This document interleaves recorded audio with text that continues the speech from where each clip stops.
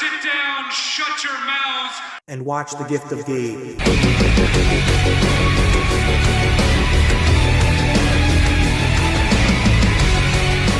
Yo, party peeps, what is up? It's your boy, the best Gabber in the biz. The final episode of Dynamite before this Sunday's historic revolution is officially in the books. And man, did a lot of stuff go down. I mean, Hangman and MJF both committing more huge felonies to each other. Swerve and Ricochet continue to build their amazing match so freaking perfectly. And is this the end of the Death Rider storyline come Sunday? Guys, forget about talking about what happened tonight. Let's just get into gabbing about it.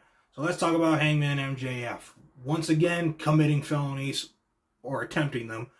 Absolutely incredible. The build for this feud, for this match, has been phenomenal. If we're going by, classic booking standards, MJF stood tall tonight, so that could mean that Hangman could end up getting the win over MJF, which I feel like he should get, but I can understand if they want to have Hangman lose to still try to find himself and then running a rematch back at Dynasty, where Hangman has found himself really truly again, and Hangman this time wins. But in terms of attempted felonies, Hangman, true to his word, he was like, yo dude, I'm gonna try to run you over. And he really tried to run him over, and Renee too, but that was just innocent bystander, wrong place, wrong time. It's alright, you don't need to cause any beef or anything like that. But at the end of the day, MJF ended up standing tall, Dynamite down in the ring right to the mitt, and really tried burning bro alive. That's insane. Bro yelling away, just let me prove my point! Let me prove my point! Dude, I cannot wait for this match. The build has been great. The match is going to be even better. These are two of the best. And it's crazy that it has been taking literally almost 6 years to this company being founded, that they're finally having a proper feud with each other. But oh damn it, is it going to be worth the wait just from the first 5 minutes after the bell rings, and then for the rest of the 15-20 minutes that they fight afterwards. It is going to be awesome.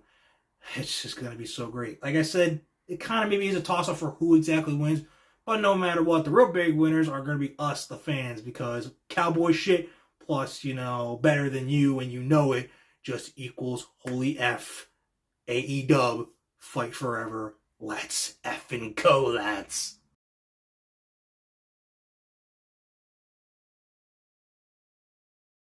Guys, I feel like every week we continue to just say, how freaking good is Ricochet? There are some guys who are better off as heels than as faces. Miz, perfect example. Never turn Ricochet back into a face. Bro is such a great heel. He is already one of the top heels in the business. It's absolutely great. He's such an awesome chicken shit that we love what he's doing, but we legitimately are looking forward to Swerve actually beating the shit out of him at Revolution. We wish he would take his steel chair before the match even starts and just whack him right over the mitt. That's how so great he is at doing this, bro. It's absolutely insane. The contract signing was great.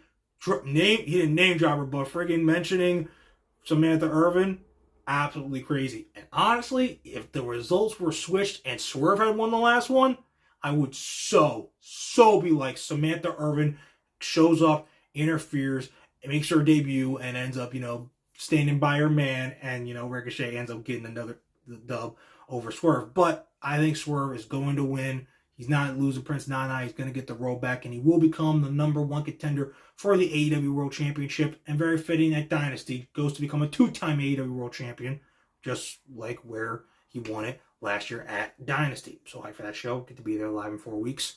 But I also want to talk about that tag match. Just a little side note. Ricochet and Okada teaming up together for the first time. Swerve and Brody teaming up together for the first time. It's like these guys have been teaming up for almost as long as the Outrunners. Since when they've been teaming up since the friggin' 1950s, and it's absolutely insane. Those guys gelled like crazy. It was magic. I'm so glad they added Brody versus Okada. It's going to be absolutely incredible. 2 matches again that are going to be an argument for what was match of the night. And it's going to be a long list at Revolution, where we're just damn, I don't know how to rank these matches. Each one was so freaking awesome. All of them were bangers. But as fun as it is with having Ricochet as a heel, I do think that he is going to end up being on the losing end, and Swerve punches his ticket to once again try to become AEW World Champion. Because whose house? Swerve's house.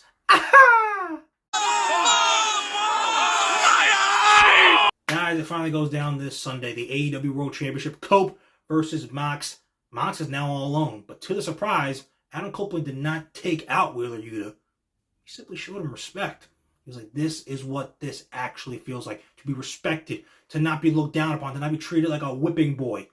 And because of that, and because Mox is, really on edge, Yuta was like, F this, dude. You're on your own. I am very curious if that is going to come back to bite him in the ass, because there's only 4 days, man. Yuta could very well decide to be like, you know what, fine. I'll help him, or at least try to help him retain the championship. Part of me, it kind of can go either way, especially because of a certain King switch. And that's because he's like, oh, I'm totally going to be in his corner. Like, and I will admit, he kind of is glazing Cope a lot. So it's like, yeah, bro, it's definitely turning heel. But like I said, I'm torn. I could see Mox winning because Cope got screwed by Jay White. And then Mox could actually then get cashed in on by Christian Cage. But I kind of on like the feeling, I'm like, why would Jay White want to screw Cope?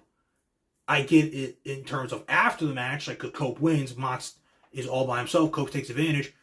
Jay White then screws the new world champion Cope. Then Christian cashes in because he doesn't like Mox. He doesn't want Mox to be champion. Even if he wanted Mox to even if you wanted to be the one to be like, oh, I want to take the belt off Mox, it's like, nah, dude. We know you hate him. We know you hate Mox more than you hate Cope. So I just feel like that'd be so weird. But part of me just has that feeling that we are going to crown a new AEW World Champion, and it's going to be Christian Cage. This feels like the perfect time to him to cash in, no matter what. But there's some holes in that because I don't think he drops it to Swerve after only 4 weeks. Part of me kind of wants to see Swerve beat Moxley next month. Maybe even sees Darby coming back from Everest, like, again, a pivot. And Darby actually just screws Moxley out of the championship. And we get Hangman versus Swerve at All In, like we could have got last year in the main event for the world title. And Hangman truly completes his redemption arc by beating his most hated enemy for the AEW World Championship as a babyface. So there's a lot of torn emotions, thoughts, theories, to where I kind of don't 100% know how this way the match is going to go. But I think it's going to be a lot better than people are thinking. And by the end of the pay-per-view, I'm still just going to go with my gut. I think we have a new world champion. And the world champion could be someone like a father to us.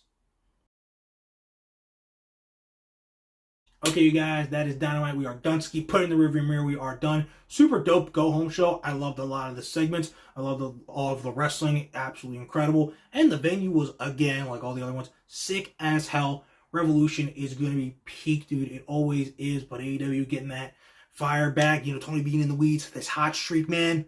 Dude, it's making Revolution somewhat better. Takeshita versus Omega. Fletcher versus Ospreay one last time in a cage. Cope versus Mox. Outrunners versus the Hurt Syndicate, Swerve, Ricochet, Hangman, MJF, so much freaking more. It's so gonna be awesome. Contender for pay-per-view of the year again. And on the flip side of the coin before that, we got SmackDown this Friday. Cody Rhodes is gonna show up for the first time since the heel turn of the 21st century, where John Cena literally shocked the world. Just think about that. Cena heel turn and freaking Revolution happening all in 1 week. Pro wrestling in 2025 is the shit. So I can't wait to see how Cody's reacting to that. And F them kids. Cena coming for that number 17, bro. Your story's over. It's done. But you're not going to want to miss any of these shows going down, you guys. You're certainly not going to want to miss what your boy, the best gabber in the biz, has to say afterwards. So keep on liking, subscribing, and all that cool stuff. And most importantly, keep on remembering that when it comes to talking wrestling, who better to gab with than Gabe right here. Okay, guys. I hope you enjoyed Dynamite tonight. I think it was a super dope go-home show.